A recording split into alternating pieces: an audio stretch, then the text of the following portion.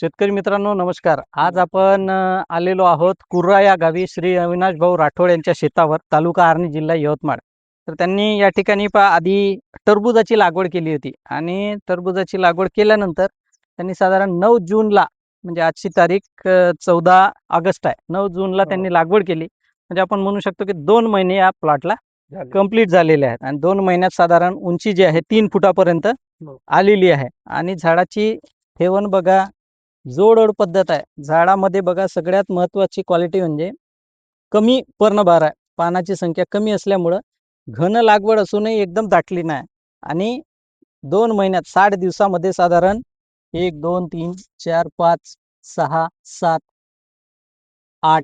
8 ते 10 बोंड तयार आहेत आणि साधारण 25 ते 30 पात्या या ठिकाणी तयार आहेत.